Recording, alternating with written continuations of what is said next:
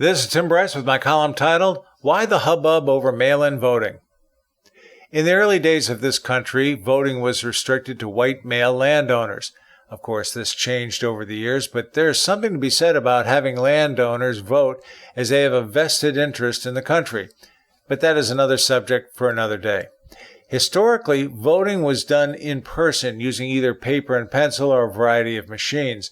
Over time, it became necessary to create an absentee ballot for people who could not vote in person. For example, people with physical disabilities, people scheduled to be out of town on voting day, members of the military serving far from home, and so on. This provided the means for citizens to fulfill their civic duty. Here in Florida, we refer to absentee voting as vote by mail. But please do not confuse it with vote-by-mail programs implemented by other states. Florida's vote-by-mail requires a person to first be registered with the state to vote, then requesting a ballot to vote. To register, you will need either your Florida driver's license or Florida identification card. Both include the person's photo. You will also need the last 4 digits of your Social Security number. Once registered, a person can request a ballot from the state either over the internet, by telephone, in person, or by mail. The request can be for one time or as an ongoing basis. This all sounds rather simple, right? It is. But the 2 key variables here are registration and requesting. In other states, mostly western states controlled by Democrats, they are sending vote-by-mail ballots to all registered voters, whether they want it or not. Such initiatives are being exercised by Democrat politicians, claiming it will help those voters who do not want to catch the COVID-19 virus. The fact such legislation is being implemented strictly along party lines makes one suspect there are other motivational factors involved, such as encouraging Democrats to vote.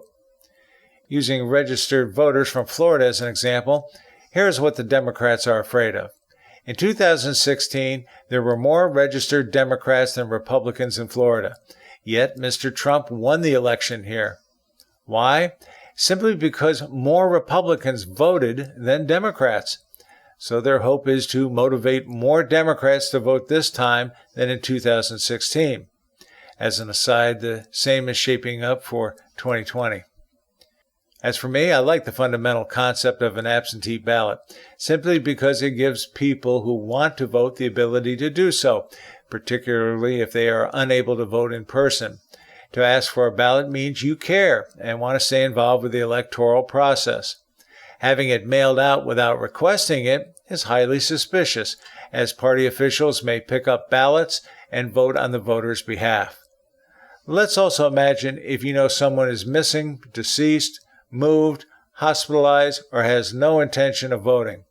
What does it stop them from voting on the person's behalf? Not much. Then again, this is incredibly illegal and falls under the category of voter fraud. Moral people would avoid doing this, but what if you're desperate enough to do anything to regain the White House and Congress? For these reasons, I am opposed to vote by mail as defined by other states. Frankly, it sounds crooked as hell. I do not have a problem with normal absentee voting so long as the person is registered and has requested the ballot. As to using the COVID-19 excuse to implement such a program, why is it we can go to supermarkets and stores and not catch the virus? Is it because they know something that Democrats do not? As someone else mentioned to me, if we can't trust states to properly count COVID deaths, how can we trust them to count our votes? Call me old-fashioned, but I would still prefer only landowners vote as they have a genuine concern for their country. Friends, keep the faith. This is Tim Bryce in Palm Harbor, Florida. Follow me on the internet at timbryce.com.